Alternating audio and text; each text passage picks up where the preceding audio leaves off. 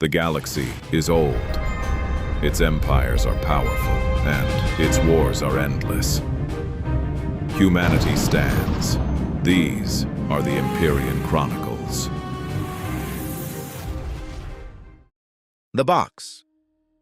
A story of the Empyrean Chronicles, featuring Sergeant Major Marcus Kane. Part 1. What the Records Say. The after-action review convened 11 days after the incident at Facility Vrath 9. It was held in a secure conference room on Terran Prime, one of the smaller ones, the kind used for briefings that were not intended for wide distribution. The room had 8 chairs. 6 of them were occupied. The 7th had been reserved for Sergeant Major Marcus Kane, who was present but had chosen to stand near the back wall with his arms crossed, and the expression of a man attending a meeting about something that had already happened and could not be changed, which was accurate. The 8th chair had not been assigned to anyone. It sat at the end of the table like a question nobody had asked yet. Colonel Rhea Answorth, UEF Intelligence Division, opened the review with the particular tone of someone who had read the preliminary reports 3 times and was still not entirely sure she believed them. For the record, she said, this review covers the events of the Vrath 9 extraction, conducted without authorization for support assets, without functioning communications, and without, as far as we can determine, any tactical plan beyond what Sergeant Major Kane characterized in his preliminary statement as going in and getting her out. She glanced at Kane. Kane said nothing.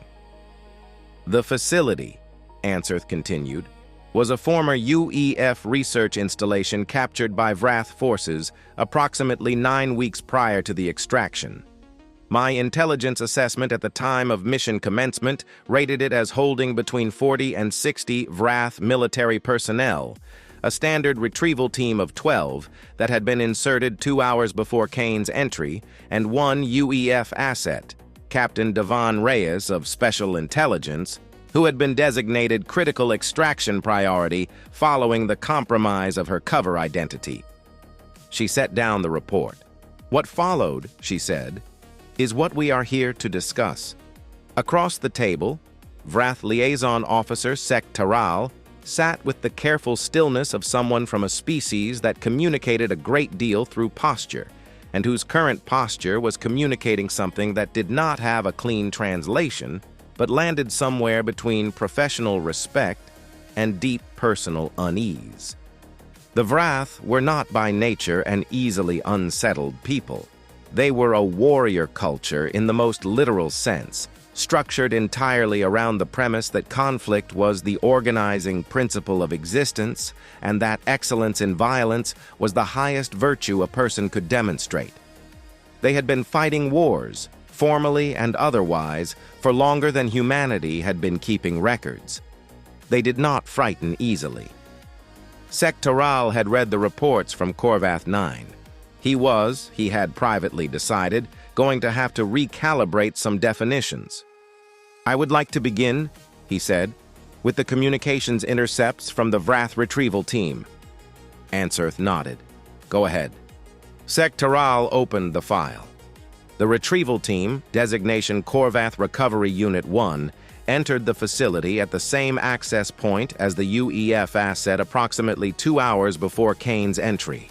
Their last full status report was logged 40 minutes after entry. It reads, facility secure, asset located, extraction in progress, no hostile contact. He paused. Their next transmission was logged 19 minutes after that. It reads, contact, unknown. We are unable to confirm the nature of the contact. It does not behave as expected. He looked up. Their final transmission was logged 8 minutes after that. It reads, do not send another team.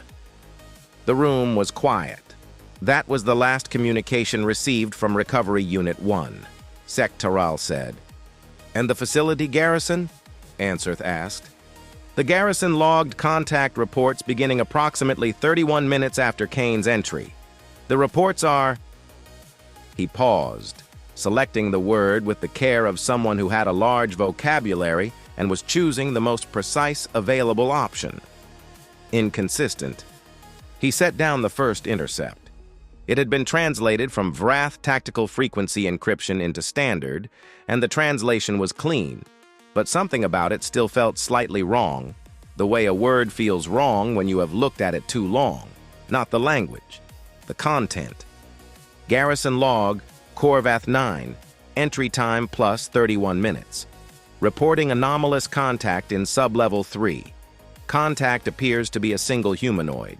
Designation unclear. Standard engagement protocols initiated. No effect confirmed. Requesting clarification on engagement parameters. No effect confirmed, Answer said. Yes, said Sectoral. On a single humanoid? Yes. She looked at the next intercept. Garrison log, Corvath 9. Entry time plus 44 minutes. Contact has moved to sublevel 2. We have lost 3 personnel in sublevel 3. Cause of loss is unclear. Contact has not been visually confirmed in 2 of the 3 cases. We have increased garrison response to full active status. Contact appears to be moving toward the detention level. Moving toward detention, she said. Not away from it. No, Sectoral agreed. Not away. She read the next one silently. Then she set it down and looked at Kane. Kane had not moved from the back wall. He was listening with the attention of someone who found the proceedings mildly interesting in the way that a person finds a film mildly interesting when they already know the ending. Do you want to add anything at this point, Sergeant Major? She said. Not yet, Kane said. When? When you get to the part you cannot explain. Answerth looked at the stack of intercepts remaining in the folder. That, she said, covers most of them. Part 2. Entry. Corvath 9 sat in the bedrock of a moon that did not have a proper name, only a designation, which was the kind of detail that only mattered to cartographers and people who needed to find it in a hurry. The moon orbited a gas giant in the outer rim of the Vrath contested zone, which was a diplomatic way of saying the region that both sides claimed and neither side fully controlled, and which was therefore the kind of place that accumulated installations the way shorelines accumulated debris, things that washed up, took hold, and became problems. The facility had been UEF property for 11 years before the Vrath took it. It had been built into the rock rather than on top of it, 3 sublevels of corridors and chambers carved out of basalt and reinforced with the kind of engineering that was meant to last, which meant that when the Vrath garrison moved in, they had moved into something solid and defensible and lit the way you lit a place you intended to hold. Kane came in through the ventilation access on the surface, which was not the approach the tactical assessment had recommended. The tactical assessment had recommended the primary access tunnel on the eastern face, which offered better sight lines, a more defensible entry position, and a cleaner route to the detention level. Kane had read the tactical assessment. He had gone through the ventilation access anyway. This was not because Kane had failed to understand the tactical assessment. It was because Kane had a theory, developed over 23 years of going into places that did not want him there, that the approach a tactical assessment recommended was the approach the enemy had also read a tactical assessment about. The ventilation shaft was 90 centimeters wide and ran for 60 meters before it branched. The air in it smelled like rock dust and recycled atmosphere, and the particular metallic undertone of a facility that had recently had its environmental systems switched over from UEF standard to Vrath standard, which used slightly different filtration chemistry. Kane moved through it at a pace that was not slow. He was not thinking about what he was going to find. He was not running tactical scenarios or constructing probability matrices. He had found over 23 years that thinking too hard about what you were going to find was a reliable way of being wrong about it, because reality had no obligation to match your projections, and the mental energy spent projecting was better saved for the moment when reality turned out to be different, and you needed to adapt faster than the thing trying to kill you. He was thinking instead about the layout. He had memorized the facility schematics before insertion, not reviewed them.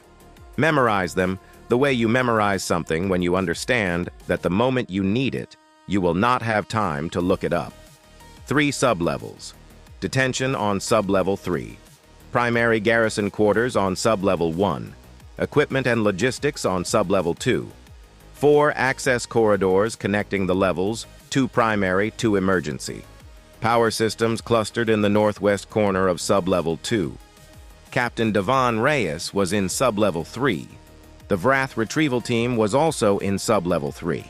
This was, Kane had decided on the transport in, the most important piece of information available, and it pointed in a direction that the tactical assessment had not considered, because the tactical assessment had been written by people whose job was to get one asset out of a facility, and Kane's job, as he understood it, was somewhat broader than that. He reached the first branch in the ventilation shaft. He went left toward sublevel 2, rather than down toward sublevel 3. There was something he needed to do first. Part 3, what the garrison knew. Garrison log, Corvath 9, entry time, plus 12 minutes. Routine patrol report. All levels secure. Retrieval team reports asset in custody. Proceeding with transfer protocols. No anomalies. Garrison log, Corvath 9, entry time plus 22 minutes.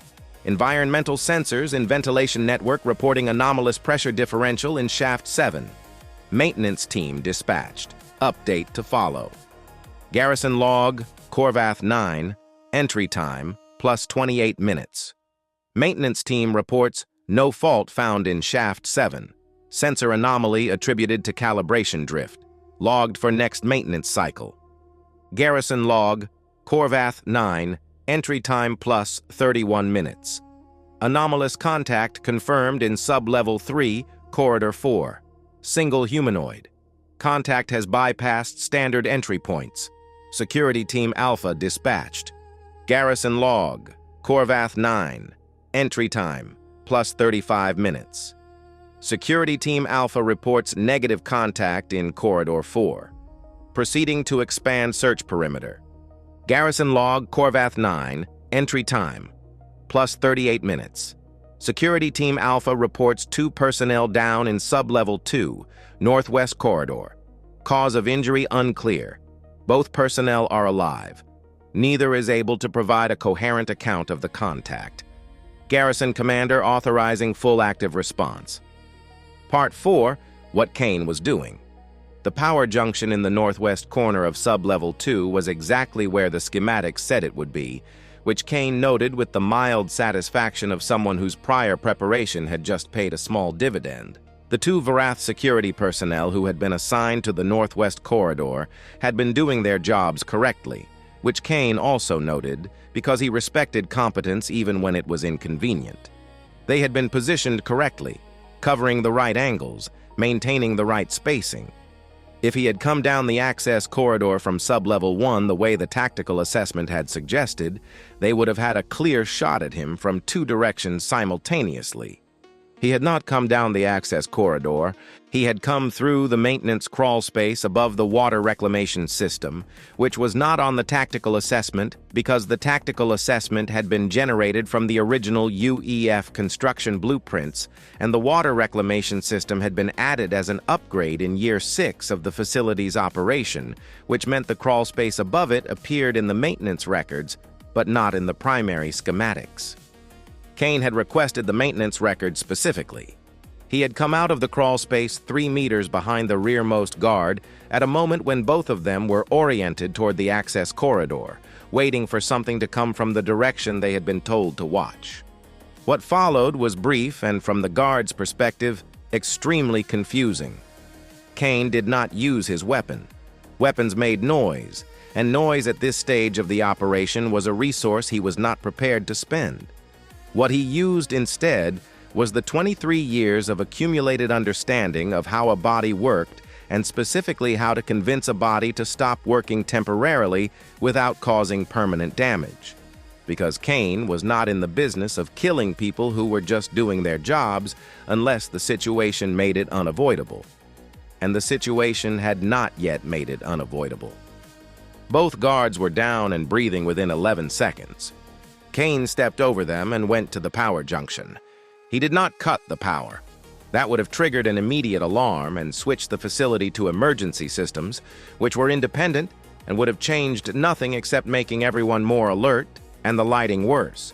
What he did instead was more specific. He identified the conduit feeds for the surveillance system cameras on sub-level 3, the level where the detention block was, and he introduced a fault into 2 of them. A fault subtle enough that it would read as a calibration issue rather than sabotage, at least for the first few minutes. A few minutes was what he needed. He also spent 45 seconds at the communications relay board, not cutting anything, not disabling anything, but making a small adjustment to the gain settings on the garrison's internal frequency that would, over the next 20 minutes, gradually degrade the clarity of communications between sub-level 3 and the garrison command post on sub-level 1. Not enough to trigger a fault alarm, just enough to make the reports coming up from sub-level 3 sound slightly less coherent than they actually were. He put the panel back the way he had found it. Then he went to sub-level 3. Part 5, the retrieval team. The Vrath retrieval team, Recovery Unit 1, had been doing their job correctly too. This was the thing that Kane had understood from the moment he saw the intelligence package. The retrieval team was not a gang of opportunists. It was a professional military unit with a specific task, good equipment, and the kind of disciplined cohesion that came from working together long enough to stop needing to communicate everything out loud. They had located Captain Reyes 40 minutes after entry. They had her secured in the primary detention chamber, which was a room designed for exactly this purpose. Reinforced door, single access point, no ventilation large enough for a person, 2 guards inside and 4 in the corridor. By the time Kane reached sub-level 3, the transfer protocols were already in progress. Reyes was being prepared for transport. The retrieval team's timeline had them out of the facility within the next 25 minutes. Kane paused at the junction where the maintenance shaft he had been using intersected with the main corridor of sub-level 3. He listened. Vrath military units, when operating in secured facilities, moved with a particular sound signature. Not loud, not careless, but present, the way all organized groups were present, the subtle acoustic texture of multiple people maintaining discipline in an enclosed space. Footsteps timed to avoid overlap, the low register of communications equipment, the specific silence of people trying to be quiet rather than the silence of a space with nobody in it. Kane could hear 6 of them in the corridor outside the detention chamber, probably 2 more inside with Reyes.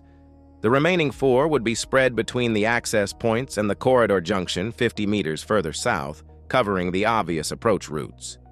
He took stock of what he had: his primary weapon, 2 sidearms, a blade, 4 breaching charges sized for internal use, which was a polite way of saying sized to open a door without bringing down the ceiling. Probably.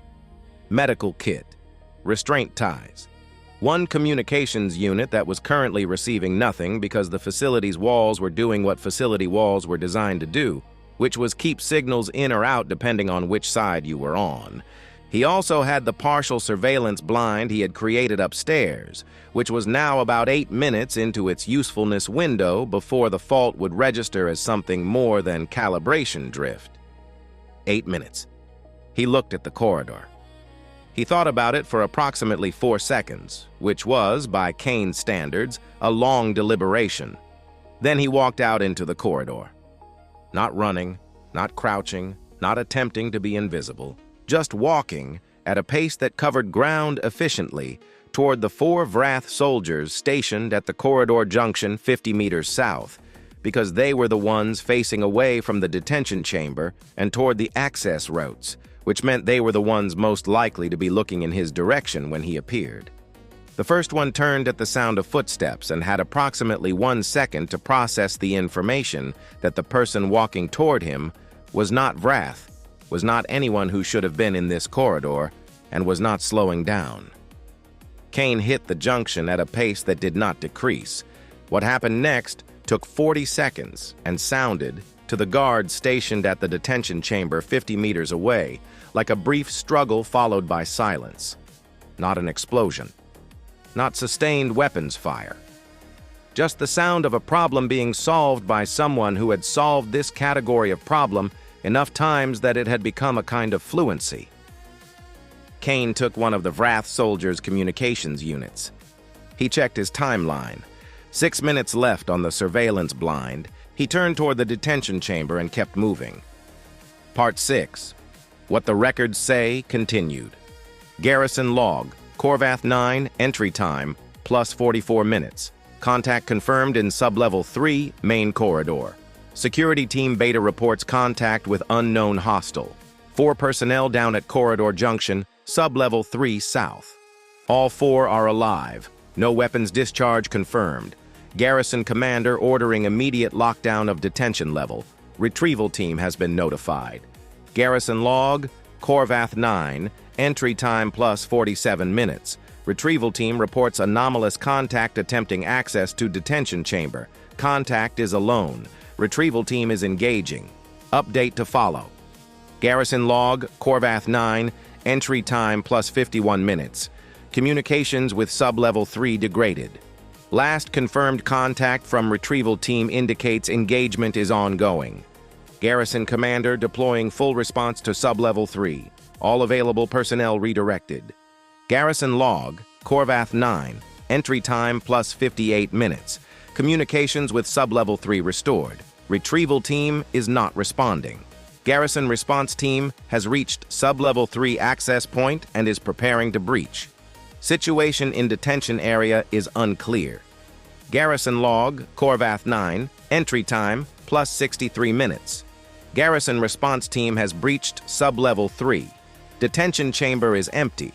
Retrieval team personnel are located throughout sublevel 3 corridor, alive, status various. UEF asset is not present. Unknown contact is not present. Emergency surface alert has been triggered. No contacts detected on surface. Part 7. The detention chamber. The door to the detention chamber was rated for breaching resistance, which meant it was designed to withstand the kind of forced entry that involved explosives, cutting tools, and time. Kane used one of his 4 breaching charges, sized carefully, placed specifically, and detonated in a way that opened the door rather than redistributed it across the room and everyone in it. This was, he had found, a distinction that mattered. The door opened. The 2 guards inside the chamber had, to their credit, positioned themselves correctly in response to the sound of the engagement in the corridor. They were behind cover, weapons up, covering the door from angles that made a straightforward entry extremely costly. Kane did not make a straightforward entry. He went through the ceiling panel in the far corner of the chamber, which he had identified from the schematics as the access point for the environmental system ductwork, and which he had reached by a route that involved the maintenance crawl space, a 40-meter horizontal transit, and a vertical drop that he had taken at speed rather than slowly, because slowly gave the people below time to adjust. He came down in the corner behind the rearmost guard's position. The next 9 seconds were not, by Kane's own assessment, particularly complicated. They were the kind of thing that happened when one party to an engagement had prepared extensively and the other party had prepared for a different engagement entirely. Both guards were down and breathing. Kane crossed the chamber. Captain Davin Reyes was seated against the far wall, wrists secured, watching him with the particular expression of someone who had been a prisoner for 11 days and had recently been in the process of being transferred to somewhere considerably worse and had just watched the situation change in a direction she had not predicted. She was in bad shape. Not critical, Kane assessed. Not immediately. But 11 days in Vrath custody had left marks, and the transfer preparation had not been gentle. He cut her restraints. She stood, her legs held. Good. Kane, she said. Captain, he said. There were 12 of them in the corridor. There were, he agreed. And the garrison, working on that. How many are there? Enough, he said, which was not an answer to her question, but was the honest assessment of the tactical situation. She looked at him for a moment with the focused attention of someone running a rapid calculation. "What is the plan?" she said. "Out," he said. "That is not a plan. It is the important part of the plan." She almost said something. Then she looked at his face and made the decision that a lot of people made when they looked at Kane's face in the middle of an operation, which was that the questions could wait and the moving should start now. "Lead," she said. He led. Part 8. The Garrison's Problem. The garrison commander's name was Vel Scarath, and he had 17 years of active service, 2 unit commendations, and a record that any officer in any military would have been satisfied with. He was having the worst operational experience of his career. He had 60 personnel. 56 now, because 4 of them had been incapacitated in ways that the medical team was still cataloging. He had a fully secured facility with controlled access and functioning, well, mostly functioning, surveillance. He had a target, 1 UEF agent and 1 unknown contact.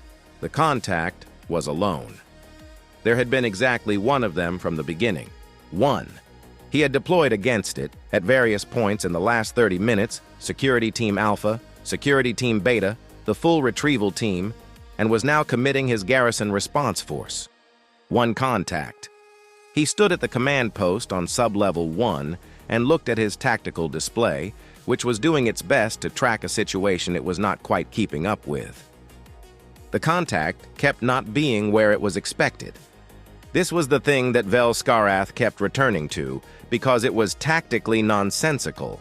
His garrison had covered the obvious routes. His teams had covered the secondary routes. The contact had used routes that appeared, on review, to have been identified in advance and which his forces had not covered, not because they had failed to think of them, but because they had not been in the schematics he was working from. This implied that the contact was working from a different set of schematics. It also implied that the contact had, at some point, read the same schematics Vel Scarath was working from and specifically chosen not to use the routes they indicated. This was the part that kept nagging at him. Not the violence of the contact's actions, which were severe but comprehensible within the framework of military engagement. Not the efficiency, which was remarkable, but not outside the range of things an elite operative could achieve. The planning. The contact had not reacted to the facility. It had prepared for the facility. It had anticipated the garrison's responses before they happened and had worked around them not by being faster or stronger, but by having already decided where the garrison would be and ensuring it was somewhere else. This implied that the contact had, before entry, thought through the problem from the garrison's perspective as carefully as from its own. Vel Scarath had been in military command for 17 years. He had engaged human UEF forces before. They were formidable. They were capable of exactly this kind of planning. But this was not a unit. This was 1 person. 1 person had walked into his facility, mapped its actual defensive architecture against its documented defensive architecture, identified every discrepancy, and used those discrepancies as the route, and was currently, if the last fragmentary report from the sub-level 3 response team was accurate, moving upward through the facility rather than toward any of the identified exit points, with the UEF asset, and showing no signs of urgency. Vel Scarath looked at his tactical display. He thought about the ventilation access on the surface that his teams had been sent to cover when the alert was triggered. He thought about all the routes he had covered. He thought, with a cold and professional clarity, about all the routes he had not covered, and realized that there were more of them than he had initially believed. He opened the garrison frequency. "All units," he said, "new priority. Do not pursue the contact. Hold all current positions. Let them come to you." There was a pause from the sub-level 3 response team. "Commander," said the team leader, "the contact is currently moving upward toward sub-level 2. If we hold positions on sub-level 1, they will reach the surface access." "I know," Vel Scarath said. "Should we not intercept?" Vel Scarath looked at his display. He thought about 12 retrieval team members, 4 security personnel, 2 guards from his own station, found alive in circumstances they could not properly explain. He thought about what it cost to make a decision based on the tactical logic of the situation as it had presented itself, versus the tactical logic of the situation as it appeared to actually be. "Hold positions," he said again. He was going to need to understand what he was dealing with before he committed more people to finding out. Part 9, Sub-Level 2. Kane had expected the garrison to pursue. He had planned for the garrison to pursue, which was a different thing. He had routed his exit through Sub-Level 2 in a way that created 3 separate choke points where pursuing forces would be funneled, had marked each of them mentally as he came through on the way down, and had prepared a specific response for each one. He had not planned for the garrison to stop. He noticed it at the first choke point, where he had expected to find a response team converging from 2 directions and instead found an empty corridor. He stopped. Reyes behind him stopped too. "Problem?" she said quietly. "Maybe," he said. He listened. The facility had the acoustic quality of rock and reinforced concrete, which was a quality that carried sound in specific ways and swallowed it in others. He had been tracking the garrison's movement through sound for the last 10 minutes the way you tracked weather. Background information that informed the picture without being the picture. The garrison had stopped moving. This was not what he had expected. He ran it back. 17 years of active service for the commander, based on what the intelligence package had said. 2 unit commendations, solid operational record, solid enough to recognize when a tactical approach was not working. Kane recalibrated.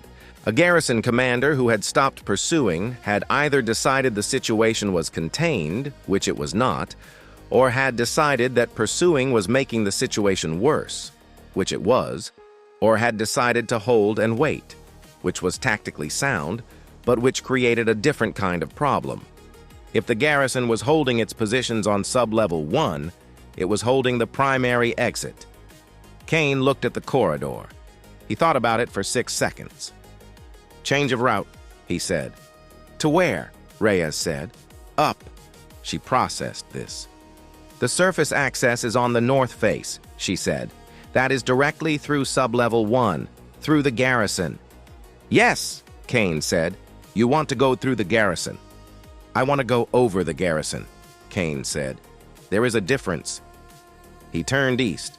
She followed because the options were limited and because she had, in the last 20 minutes, developed a working theory about how Sergeant Major Marcus Kane operated, and the theory suggested that when he said there was a difference, he had already identified what the difference was. Part 10. What Kane knew about facilities. There was a thing about facilities built into rock, and the thing was this. The people who designed them were very good at designing the facility and somewhat less thorough about designing the rock around it. The facility proper, the corridors and chambers and access points and all the systems that made it function as a facility was documented precisely. Every centimeter of it existed in schematics, in maintenance records, in the institutional memory of every engineer and administrator who had ever worked there. The rock was just rock, which meant that the spaces where the facility met the rock, the places where a wall ended and the raw, excavated surface began, the gaps between designed systems, the margins that existed because no construction project ever filled every centimeter of what it hollowed out, were in nobody's records and on nobody's patrol route. Kane had looked at the construction timeline in the maintenance records. The facility had been built in phases. The first phase, Sub-Level 3 and the detention infrastructure, had been completed 7 years before the second phase, which added the upper sub-levels and the extended garrison facilities. 7-year gap between phases.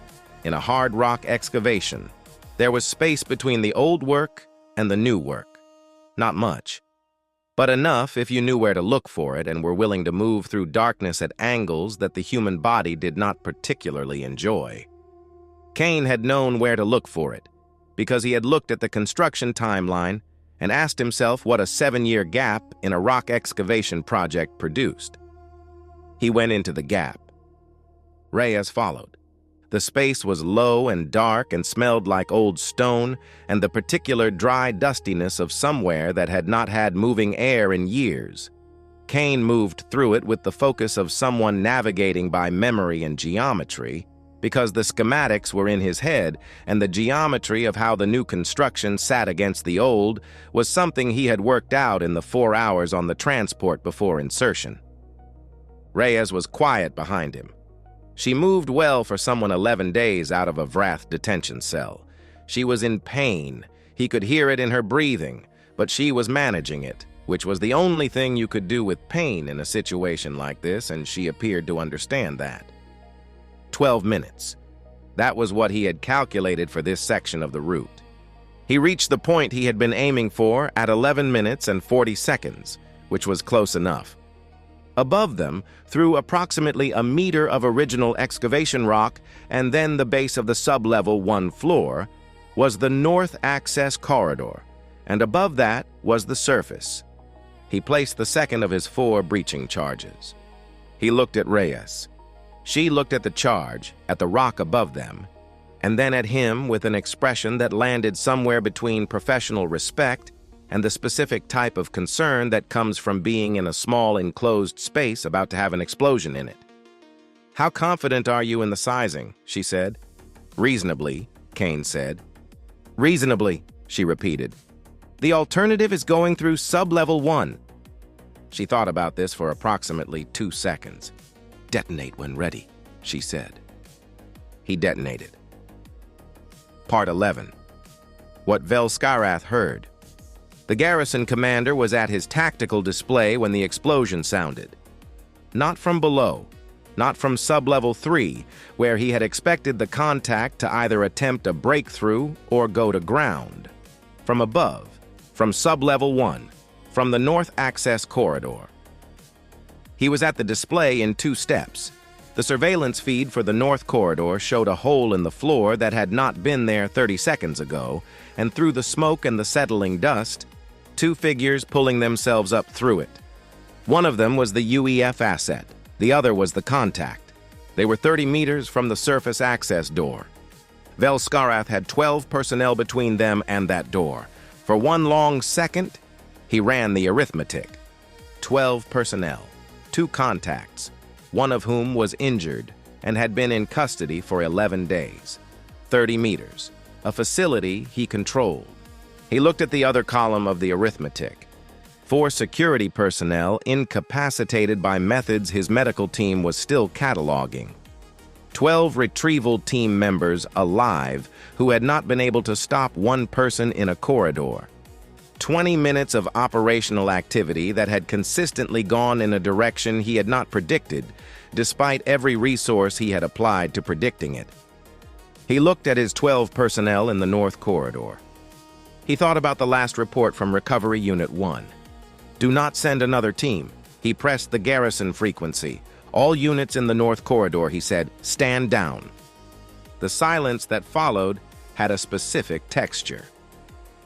"Commander," said the unit leader in the north corridor, and there was something careful in the voice, something that was navigating the distance between following orders and understanding them. "The contacts are 30 meters from surface access." "I know," Vel-Skarath said. "They will reach the surface." "I know." Another silence. "Stand down," he said again. He watched the surveillance feed. The 2 figures moved through the north corridor at a pace that was not a run. The contact moved with the same economy of motion that he had been watching for the last 40 minutes. No urgency, no hesitation, just the steady, efficient progress of something that had decided where it was going and was going there.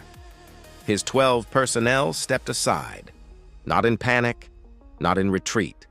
In the specific considered way of people who had just received an order, they understood the reasoning behind, even if the reasoning was not comfortable. The contacts reached the surface access door. It opened. They were gone. Vel-Skarath sat down. He had been in military service for 17 years. He had never before ordered his own people to step aside. He wrote the report himself that night, without delegating any of it, because he felt that what had happened at Vrath 9 was the kind of thing that deserved to be described by someone who had been there and who understood what it had cost to make the decisions he had made. He spent a long time on the section about why he had given the stand-down order. In the end, he wrote, "The calculus of the engagement had changed. The contact was not behaving as a single operative behaves.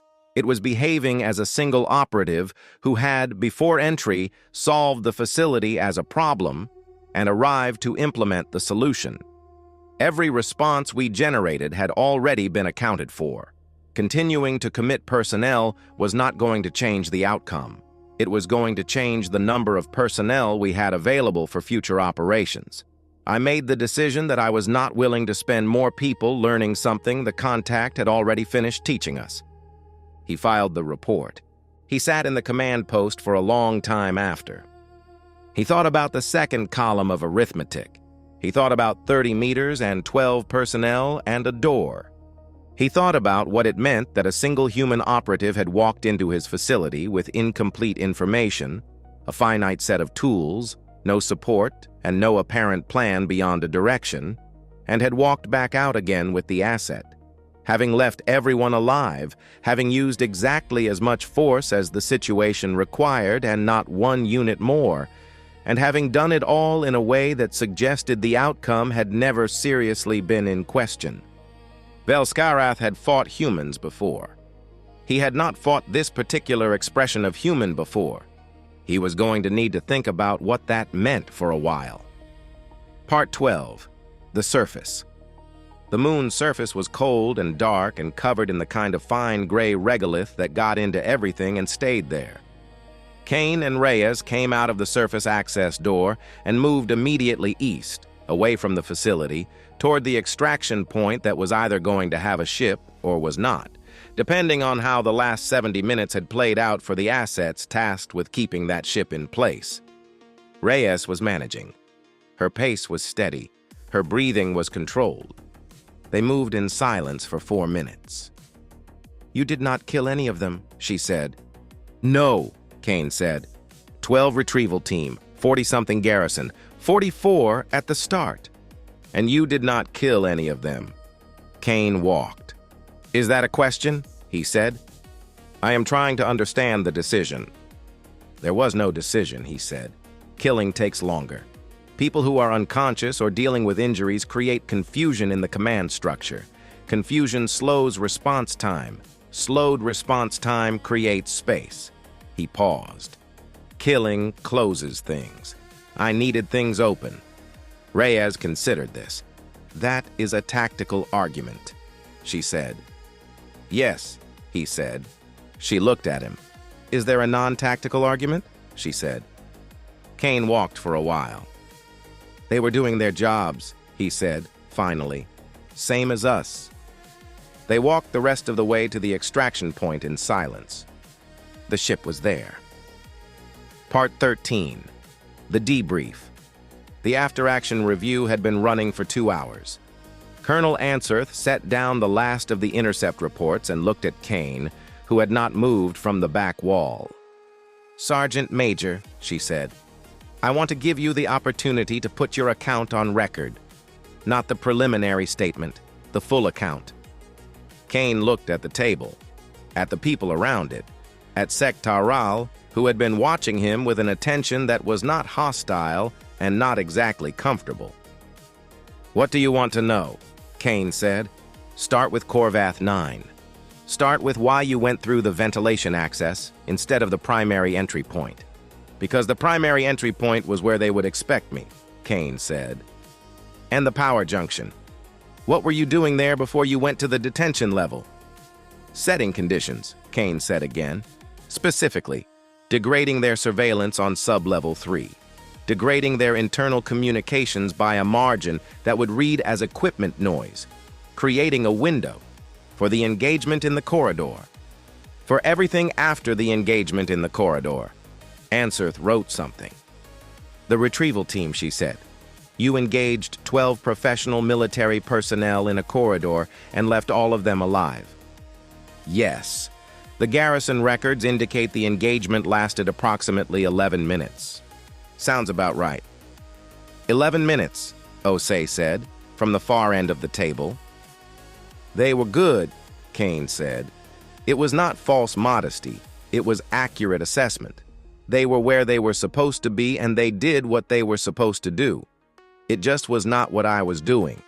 And the commander's stand-down order, Ansarth said, when Vel Scarath ordered his personnel to step aside in the North Corridor. Did you expect that? A pause. No, Kane said. What did you expect? A breach attempt from Sub-Level 1 while we were coming through the floor. I had the third charge placed for that. And when they stood down, Kane looked at the wall. I walked to the door, he said. Ansarth wrote something else. Last question, she said, and this is for the record. The garrison commander, in his after-action report, described the engagement as a contact who had arrived to implement a solution that had already been reached before entry. He describes your behavior as consistent with someone who had decided the outcome was not in question. She looked at Kane. Was it? Kane considered the question with the seriousness it apparently deserved. The outcome was always the option where I walked out with Captain Reyes, he said. Everything else was just what was in the way. And if the garrison had not stood down, if they had breached the corridor while you were coming up, then I would have dealt with the breach, Kane said. And if there had been more of them, twice as many, 3 times, Kane looked at her. Then it would have taken longer, he said. The room was quiet. Sectoral closed his file. He sat for a moment with the expression of someone who has just finished reading a document that has changed their understanding of something they thought they already understood. I would like to submit a formal communication to the UEF command structure, he said, on behalf of the Vrath Liaison Office. Noted, said Ansarth. What is the substance of the communication? Sectoral looked at Kane.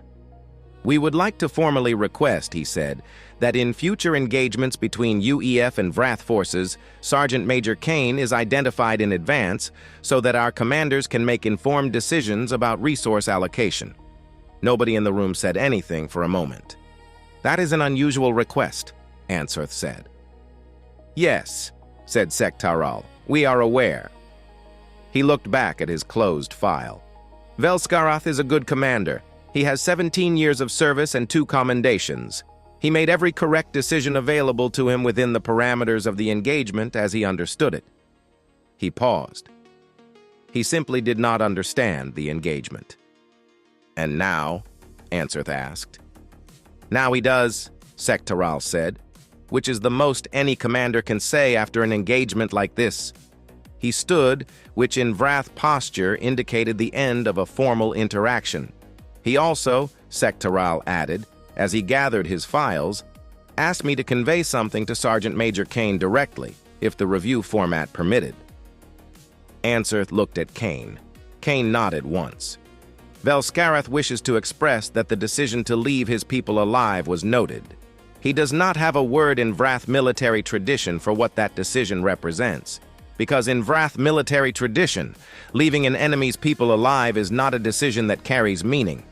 It is simply what happens when you lack the capacity to do otherwise. He paused. He says he understands now that it was not a lack of capacity. He is still determining what word to use for it. Sectoral left. The room sat with that for a moment. Ansarth looked at Kane. Sergeant Major, she said, is there anything you would like to add to the record before we close? Kane pushed off the wall, picked up his coffee cup, which had been sitting on the narrow shelf behind him, cold now, and took a drink of it anyway. Captain Reyes needs a proper medical assessment, he said. Not a field review, a full one. She held up better than most would have, but 11 days is 11 days. She has been scheduled, Ansarth said. Good. He put down the cup. Anything else? Not from me, she said. Kane walked to the door. He put his hand on the frame and stopped, turned back. For the record, he said. Ansarth looked up. I knew where all of them were, Kane said. the whole time. Every corridor, every position. He looked at the table. I needed them to stay alive because I needed them moving the wrong direction. But I also just... He stopped. The room waited. I have been doing this for 23 years, he said. I have put a lot of people down. Some of them needed to go down. Some of them were just in the wrong place. He looked at the wall. At the place past the wall where the stars were. 44 people went to work today, and they are all going home. That is not nothing. He went through the door. The room was quiet for a long moment. Then Osei, who had not spoken in 40 minutes, said, "Put that in the record." Answorth was already writing it down. Epilogue, 3 weeks later. The message came through the Vrath liaison office on a Tuesday, addressed to Sergeant Major Marcus Kane, UEF Special Operations, Classified Standard, which was unusual because messages of this nature were typically classified much higher. It contained two things. The first was a word, a Vrath word, untranslated, followed by a note from the liaison office translation team that read, "This word does not have a direct equivalent in Standard. The closest approximation is a compound of the concepts for restraint, deliberate choice, and the specific quality of power that chooses not to be used. In Vrath military culture, it is extremely old. It predates formal warfare. It is generally considered theoretical. We are not aware of it being applied to a living individual before this communication." The second was a name, Vel Skarath. Kane read the message once. He set it down on his desk. He sat with it for a minute, the way he sat with things that mattered, without rushing past them. Then he wrote back. The reply was 3 words. "I will remember that." He filed the message in the folder he kept for things worth keeping, which was thin because he was selective, and closed it. Outside the window of the Terran Prime office they had given him while he waited for the next call, Earth turned in the dark. Patient, constant, asking nothing. He picked up his coffee. It was hot this time.